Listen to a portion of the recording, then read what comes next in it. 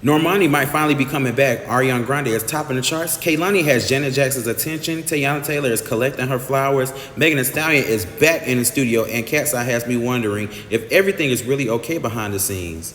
And apparently Drake is reminding the men what chivalry looks like in 2026. Grab your plastic cups. Grab your peace flower, okay, wine, blunt, whatever you use to relax, your bag of chips. And let's go ahead and get into some pop culture.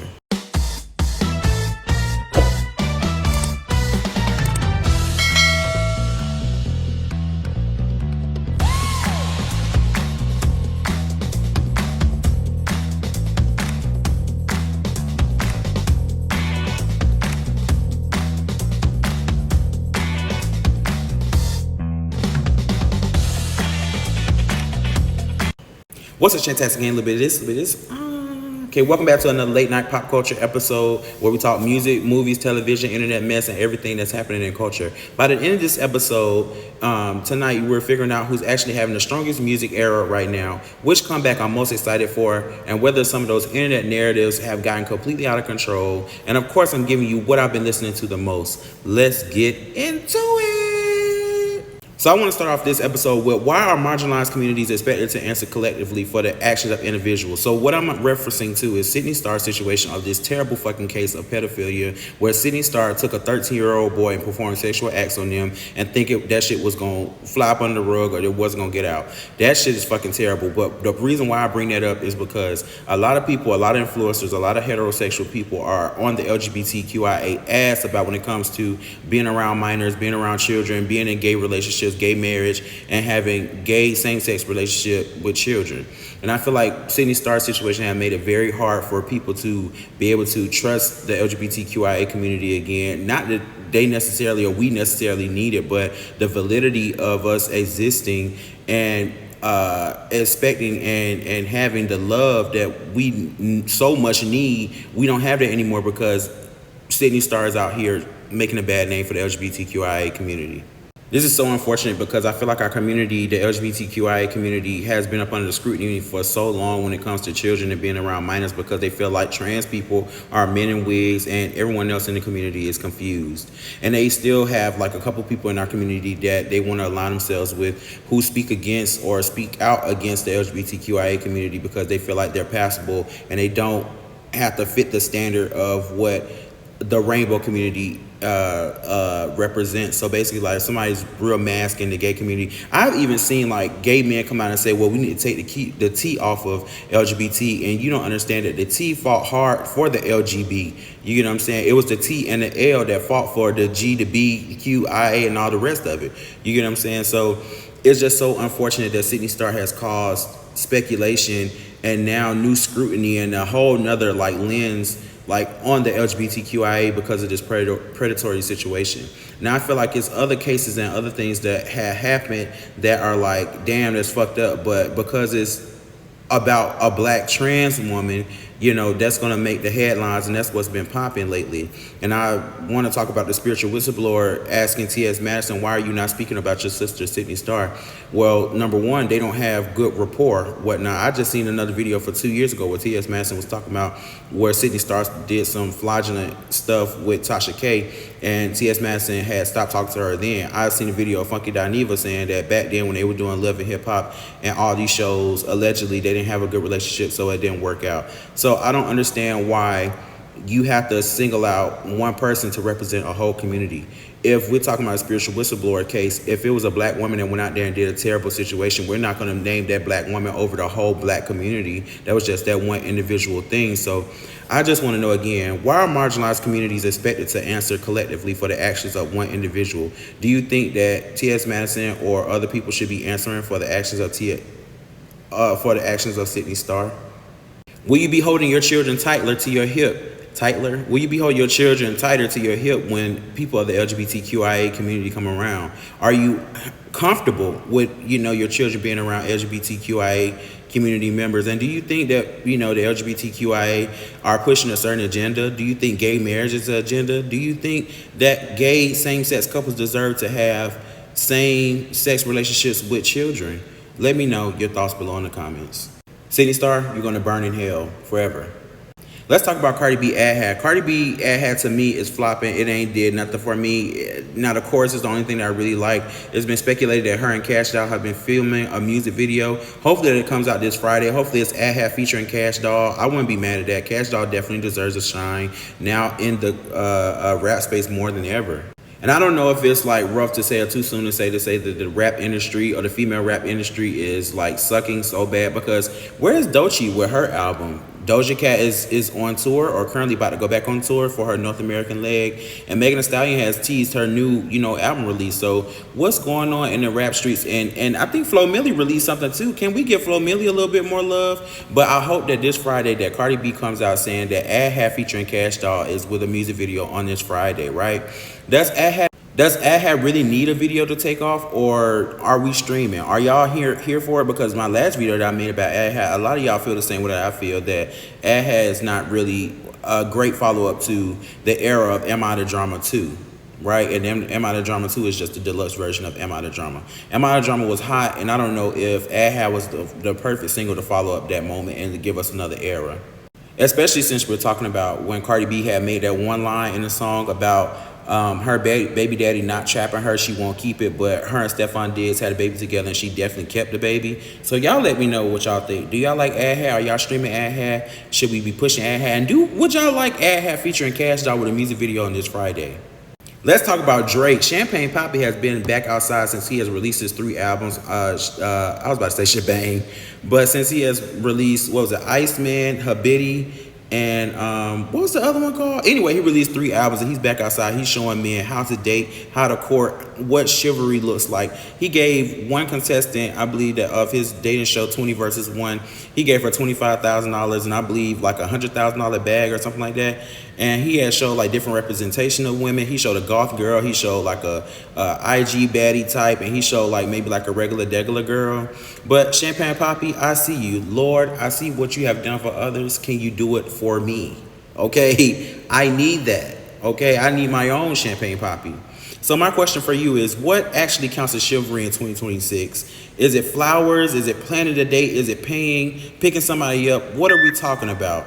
The comment section, please go crazy, because I want to know, especially in today's time where 50-50 is kind of like non-existent in some relationships. I feel like we have some people who still like prioritize like traditional relationships, and then we have some people that prioritize 50-50. So let me know what you think. And let me know, do you think Drake is showing up as the man, showing these men how to get out in the streets and take care of a real woman? Now, this one is kind of touchy, but not really. It's really more PTSD based. Is this karma, or are we repeating the same exact behavior we're criticizing him for? And we're talking about this. We're talking about Perez Hilton. Perez Hilton went on TikTok Live and created a humiliation ritual where I guess he was slicing up on his body, whatnot, and he just covered himself in blood. Now, we want to know, is this a publicity stunt to get your name back in the blogs, get your name back talking around, because we ain't heard of you in forever. I don't even know who Perez Hilton is personally myself. I don't know who he is, but I don't know. This was just what was the tea, okay? He up here hurt himself, and we came from the hospital. He didn't apologize to none of his fans and nobody about the displays that he just did. It was just basically, I'm okay in the hospital, okay? That's what he said. He okay. And so I want to know, is this karma for how he treated Britney Spears back in the day for crashing out? Because now he's having a crash out moment, right? Did you see this? Segment 2, this is everything that I've been playing, everything that's been on my playlist, everything that's been jamming to me, okay, everything that's in my heavy rotation playlist. First of all, let's talk about the viral sensation hit. I believe that's in the top 30 now. This is Baby Chief Do It, Ghetto Love Story. Let me tell you about my girl. Baby, I just want to dance, baby, I won't tell on you. Okay, this is what has been blamming in my speakers, but I want you to get down in the comments and let me know, what's your most played song this week, okay? I feel like Baby Chief, well, actually, it might be Tyler Kiss, That Girl. It could be Baby Chief, Ghetto Love Story. I'm not sure. But let me know what you've been playing down in your list below. Let's move on to Ariana Grande, Petal. Now, if you have enough time y'all should have enough of time. Ariana Grande released the album that's probably like 32 minutes long, okay? I feel like my favorite track on this album so far has probably been Warning Signs. I really like Petal. I feel like Hate That I Made You Love Me. A lot of people I like I do. I like Warner Signs into Like I Do. Okay. But I want to know what's in your top 3 Petal right now. What's your top 3 songs? I feel like Big Feelings, a lot of people have been talking about, but I feel like I like Warning Signs, Like I Do, Hate That I Made You Love Me. What's the other one? Big Feelings is okay. But yeah, let me know your top 3. Do you feel like, also I want to know too, like, do you think that this album is doing really well or selling really well because of the conversation around her body? I feel like no matter what artists, try to do, like, they never know what specific angle or what specific thing will make their project sell. And I feel like this conversation around Ariana Grande's body and her Eternal Sunshine tour has definitely made sales go up and made people actually want to listen to the album. Even her vinyl pressing, like, this whole era, like, is very dark, and I feel like she's doing very well capturing the essence of what this album means. And just this conversation around Petal, her body, and just this whole era, it just makes sense. You get what I'm saying? When you think about this era or just Petal in general, and even the Brighter Days like situation, I feel like it transitioned very well from Eternal Sunshine into this new era. I feel like everything is very cohesive, even though Ariana Grande is about to take a step back. She's taking a step back from everything because I believe that public scrutiny has changed her fans' portrayal of what Ariana Grande is, because they always saying they want Black Rihanna, they want this version of Ariana, they want this version of Ariana instead of the current version of Ariana that they're getting now. But she's still selling. I think she's holding at least like 4 of her songs are like in the top 30 of the charts. You know what I'm saying? Eternal Sunshine is even back on the charts again. So whatever Ariana Grande is doing and her team is doing is working. Okay, I had to mention this. Flo has dropped their new album, Therapy in the Club. I don't even understand it. That don't even make sense to me. Why are you having therapy in a situation that's not even made for therapy? I don't know. Do y'all go to the club when y'all need a therapy session? Do y'all go to the club? I don't know. Maybe I'm not in that tax bracket that allows me to go to the club when I'm depressed and I'm down. But I do have a question. Does Flo have the album that finally takes them to the next level? I've been seeing a lot of people in my community saying that this album is really good. This album is cohesive. I've seen a lot of them saying that Pose shouldn't have been on the album, but I don't know. Y'all gonna have to tell me, and I'm gonna go ahead and get this album a listen. I'll be back on Wednesday to let y'all know how I feel about this album. But how are y'all feeling about Flo? A lot of people have been like comparing them to Destiny's Child, saying like this is what it's giving. I don't know. I like that song. This is gonna teach my ex a lesson. I think that's the only song that I really like by them. I don't really like no other songs. And I encourage y'all, put a song down in the comments and let me know what song by Flo will make me a Flo-Navian, or what are they fans called? What will make me a Flo stan? Give me that best song, that weakest song, that best vocal song, their most replay value, and your overall rating of Flo, and how it contributes to the girl group conversation. So Ravyn Lenae is like one of those artists I like to compare like with Willow, like farther than like standing out and just being different and creating alternative music. So she just released her new album, Blue Island, and I think like Ravyn Lenae is one of those artists that deserve to blow up. Like she's just so amazing. Like, I remember the first time I ever heard Ravyn Lenae, I was listening to Sticky. Love Me Not was more recent. That's when her but I wish you were right here. And I feel like that was part of her moment. Like she was like very much finally getting accustomed to like having like her breakthrough. And so I feel like Blue Island is now like her breakthrough, if you want to. I feel like her music ages slowly, but she has one of those unique voices that some people might like and some people might not like. But on this album, I like songs like In and Out, Baby Girl, Wish You Well, Bobby, and Familiar Dreams. I feel like the production, the music, her voice, Ravyn Lenae is just like one of those talents that are amazing. I feel like I fared in a conversation with Coco Jones, Victoria Monet, Chloe Bailey, Tanaje, just all the black girls. She just very much fucking amazing.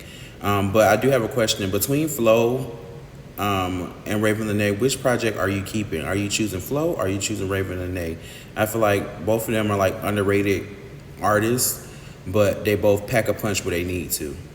So I feel like this part of the show is like the comeback era. This is like all the artists who have been on hiatus or like have been taking a break or are just no longer making music anymore, but they finally have resurfaced, okay? Now they're here to make their debut return. They just back, okay? And the first person that we're talking about is Normani. Normani had her publicist had made some type of announcement saying that she's back or whatnot, and she basically did like some type of apology because she didn't follow through on like the dopamine like rollout. And I just feel like at this point, it's too late for an apology. We don't want to hear that. We just want to see you release something else. You get what I'm saying? I feel like Normani has set her audience and her fans up to only get one song a year with a bomb-ass music video, and then she gonna go on hiatus for about 6 years. And I feel like her fans are so accustomed to that now. So we don't need for you to be apologizing or giving any fake apologies or fake promises. You know, we just want to see you deliver because we know that you can. And so for Normani, she just basically said that she didn't follow through in the dopamine era because she didn't know, well, she knew what direction she wanted and it couldn't be perfectly what she wanted. So she didn't, put out anything because she felt like her fans deserve more than that. We would have, first of all, you did the music video to, was it Big Boy? No, you did the music video to Candy Paint and you never released the music video to Candy Paint. So I was confused on how is everything not going your way. I just feel like it's artists out here who do much for less. And I don't really mean to put, you against Chloe Bailey or Coco Jones, but it's like, or Victoria Monet. But these women, they get out here, they motherfucking perform in their parking lot. You get what I'm saying? Chloe Bailey be out here on live or creating live sessions of her singing covers or whatnot, her and her sister on Instagram. Victoria Monet be out here putting her own budget together in the studio, dancing to Let Me. Coco Jones is out here in the swimming pool doing Body So Tea. So Lizzo is out here promoting her own album. So I don't really want to hear any excuses about, your label fell apart on their end to be able to support your album. You know what I'm saying? Just give us something new because the excuses are tired. Let's move on to Megan Thee Stallion. Now, y'all know Megan Thee Stallion is my girl. I support everything Megan. I love Megan. I even just released a video about her just talking about releasing Act 3. I'm already getting my Megan needs together for her. But I just have to, y'all know as a blogger, as someone who talks about pop culture, I have to talk about this lawsuit that's ongoing with Megan Thee Stallion and her I don't know what this person or member is. I want to say it's her hairstylist or something like that. Allegedly, Megan Thee Stallion was in a car with one of her friends, and they was in there scissoring, getting down. And basically, whoever was in the car with her, this man, he bore witness to Megan Thee Stallion and this friend getting down in the car. And he said he felt so uncomfortable and all this kind of stuff. So they took it to the courts or whatever. So we want to see what the courts are going to do with this situation. But what I want to say is, Megan Thee Stallion is here. So I don't know if this new album is to distract from this court situation, because a lot of people is saying that, just like they're saying Cardi B released released the Diamond. They released that Cardi B's WAP, and Cardi B and Megan Thee Stallion's WAP went diamond because Cardi B's ad hat is flopping. So I just want to know, are y'all ready and truly excited for Megan's Act 3? Or do you think she's trying to cover up this lawsuit situation, or what's going on? I'm ready for Megan Act 3. I can give a damn about that. I wait for the verdict and see what the court has to say, because everyone always has something against Megan Thee Stallion, something negative to say about Megan Thee Stallion. So I honestly want to see what the music is here for. That's what I'm here for. I can care less about the drama. You know what I'm saying? The verdict gonna be the verdict, but I'm here for the music. Let me know what y'all think down below. And what sound do y'all want to hear? Because I know a lot of y'all gonna say, I don't want to hear another. He wanna. Okay, so I think y'all should start getting your advice and tips now, because artists do be online. They do be saying what the general public be saying. So yeah. So oddly enough, after Megan Thee Stallion comes Glorilla, right? Glorilla had been promoting and teasing that she's going to release an album for the summer, or at least have a song of the summer. And the summer is almost over. Today is August 11th. It's only 2 weeks to summer left. So when was Glorilla going to announce her album? It's been speculating. A lot of people have been saying that Glorilla only wanted to promote her album when Megan Thee Stallion was going to release Act 3.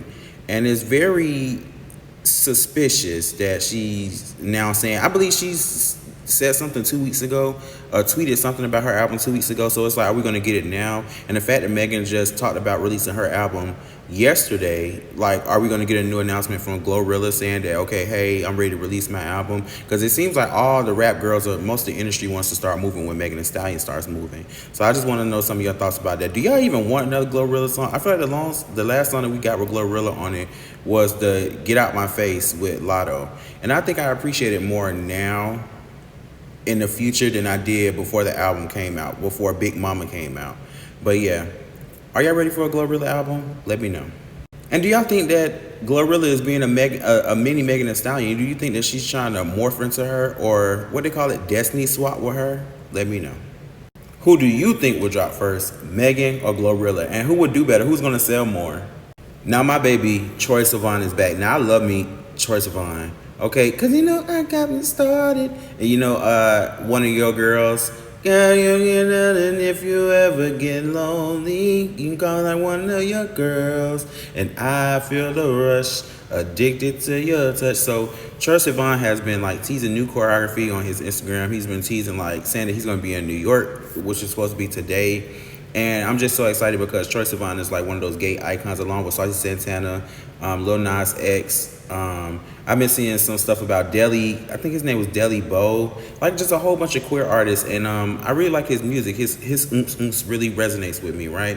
What direction do you want Troye Sivan to take after his last era? Because honestly, that last album was no skips. And I really love when him and Charlie XCX make music together. So I can't wait to see what he has for this new era. Because he loves to move and he loves to make bops. Come on, Pop. Do we consider Troye Sivan to be a pop prince at this moment? I think he definitely is one of the pop princes, along with Josh Levi. When we think of male pop singers, who else we got besides Josh Levi and Troye Sivan? Okay, Slayyyter has brand new Chanel's plus Worst Girl in America. And I just want to say Slayyyter is killing it. She is rocking out. She's rocking these stages. Her sold out show in Australia. A lot of people, I just want to say this, if the gays on your side, you got the pop culture on your side. Because literally, Slayyyter just has the formula. She just makes great music. And I just want to say, are y'all here for Worst Man in America? I think that a lot of people need to catch on to Slayyyter because I feel like she is like the new era Lady Gaga for right now. And I feel like that is a huge statement to say, but I feel like artists such as like Charlie XCX and Slayyyter right now are like the biggest reincarnations of what Lady Gaga and Doja Cat is like one of the biggest reincarnations of what Lady Gaga, did in her career. So I'm very excited to see what Slayyyter has going on. She definitely has acknowledged like, living for Lady Gaga and her being a huge inspiration to some of her projects. So y'all already know I'm still waiting on Crank 2 because y'all know Crank it to the max. Crank is like just that song for me. So let me know what y'all think of the song Brand New Chanel's for sure. And then let me know if you think that Slayyyter should be bigger. What do you want from Worst Man in America? And have you heard the new snippets? And are you going to her tour? People are here for her and they are living for her. Let's move on to segment 4, Kehlani and Janet Jackson. And I just feel like this is so crazy because Kehlani has had an amazing year, especially releasing her self-titled album, Kehlani, which I thought was amazing. That was the first project I ever listened to her full through. And I must say, like, the album had no skips. It had some preferences, but the album had no skips. Now, Kehlani being a very big student, like she has been playing Janet Jackson mixes down, all of her songs, So I just really have a question of which current artist feels the most influenced by Janet Jackson to you? Is it Teyana Taylor or is it Kehlani? Because especially Teyana Taylor was just awarded one of them awards by Janet Jackson, right? So that's what made me say, like, why is Teyana Taylor not performing or out here moving around? And Kehlani is out here giving tribute to Janet Jackson, okay? But at least Janet Jackson is giving, well, no. Janet Jackson did get notoriety to Teyana Taylor since she gave her the award, but Kehlani's being celebrated, embraced by Janet Jackson, and giving you a full conversation about influence. Like, I don't know. I just feel like it's gag-worthy, and I feel like it was worth mentioning. Okay? Just imagine being inspired and showing love, and then seeing Janet Jackson post you, of you being so great. So do you see Janet's influence in either Teyana Taylor's or Kehlani's music? As far as in their dance music, the type of music that they make, their vocal production, vocal layering. I do think, for me, Brandy is more inspiration to artists like Kehlani and Destin Conrad, and maybe even Teyana Taylor in a way, but it really speaks through Kehlani and Destin Conrad for Janet Jackson influence. Let's move on to industry watch, okay? Some things that I've been watching in the industry that's been catching my eye that's like, I don't know what's going on. I'm a little confused. Let's talk about KATSEYE. KATSEYE is finally losing a number member, and this is just another way for them all to end up going solo. Manon had been teasing something, on the internet that people still don't know anything about. I feel like she made a post on Instagram that alluded to something, maybe her solo career, but we don't know. Now it's also another member. I think her name is like Sophia or something. Yeah, so Sophia just left out of the group, so now it's only 4 members, and I feel like Sophia said she left for mental health, and I feel like Manon left for the same reason, right? Mental health and a whole lot of everything else is going on. KATSEYE is slowly falling apart, okay? Can KATSEYE survive the pressure? I feel like once KATSEYE really start hitting the mainstream, and after all the backlash they got from, what's the song? Pinky Up and Manon leaving, I feel like a lot of them can't stand, the fire of the industry, and everything that it requires for them to be, such a huge girl group and a huge success. I feel like they are just a substitute Blackpink in my era, in my opinion. And I still live for KATSEYE. When I first seen them, I thought of Blackpink. I didn't know the difference between KATSEYE, Flow, and there's one more girl group. I can't never think of the name of them. I think it starts with like a S or something like that. And I can never think of the name of them, but they're really good. I think they're better than Flow. And KATSEYE, of course, like with the machine behind them, are like #1. So is global fame happening too quickly for them, or does being built through a highly visible system like Netflix, change our opinions on how great they should be? Are fans reading too deeply into normal group dynamics, or are we trying to split them apart? And can 6 individual ambitions coexist long term? Okay? Are we actually seeing cracks in the group KATSEYE, or is the internet projecting drama onto a young group? Leave it down in the comments below. Now let's move on to the next thing. Y'all know we talk about TV shows and movies and screen time and things that I've been watching, right? So Heated Rivalry season 2 has begun production with Connor and motherfucking what's the other man name? Hudson, okay. Listen, I feel like all my BL people just need to come to the front, because I feel like a lot of people call Heated Rivalry season 2, or just Heated Rivalry in general, like a sex show. And I feel like sex is like a huge part of like the gay community, or just the LGBTQIA in general. It's not the only thing that takes place in our community. You have to join to find out about the other things, but it is very like a prevalent factor inside our community. I mean, men love sex, so it is what it is. But I am like, far as in like beyond the sex thing, I'm here for like the story development, how the characters move past, scrutiny against being gay. Like I want to know about not Hollander. What was his name?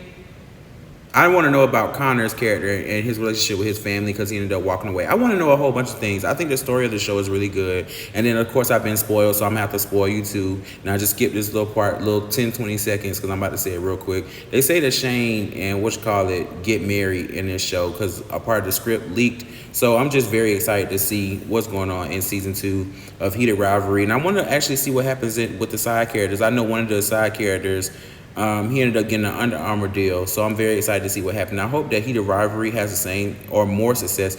Heated Rivalry had big ass success, but I hope them and Interview with the Vampire ended up having so much success together. You know what I'm saying? As far as in like gay shows. So I want to know, what relationships that storyline needs the most attention next season? Is it Shane and Ilya, or is it the other couple who ended up kissing on TV and breaking the rules before Connor and Hudson's characters were able to display that information? Yeah. Okay, so here are my picks for the week, right? So we're talking about song of the week is Baby Chief, Ghetto Love Story. Album of the week, I can't choose between Flow, Therapy in the Club, or Ravyn Lenae, Blue Island. Performance of the week, I can't choose if it's either Chloe Bailey, because Chloe been cussing y'all ass out. She not playing with y'all. Chloe has had enough, okay? I can't pick between Kehlani or Chloe. Artists that I'm watching so far is Normani and Megan Thee Stallion. Come back watch is Megan Thee Stallion. Megan Thee Stallion's going. I just can't wait to see the energy. For me, I love he wanna. I love when Megan do the he wanna and aggressive rap. I love it. I'm sorry. Put these niggas in their place. Show them that they ain't fucking with you. That's just what I like. The biggest pop moment that's going on right now, or the biggest person who's all over pop right now, is Ariana Grande. And the most show or movie, movie that I'm probably excited for is probably Insidious. I'm excited for, what else is coming out? It's a lot of movies that's coming out, but the #1 movie I'm excited for that's coming out in theaters is Insidious. And the TV show that I'm ready to come back so much already is Heated Rivalry. Also, Interview with the Vampire. I'm not Interview with the Vampire. Oh, Lord. The Vampire Lestat. is having a special on AMC Plus on August 23rd, okay, of his live moments of Sam. Is his name Sam Levinson? Is singing the songs from the show. So, yeah. Next segment, Put Me On. Before I get out of here, Put Me On. Give me one song I need to hear this week. Not your entire playlist, one song. And if enough of y'all recommend the same song, I'm listening to it, and we might talk about it on the next episode.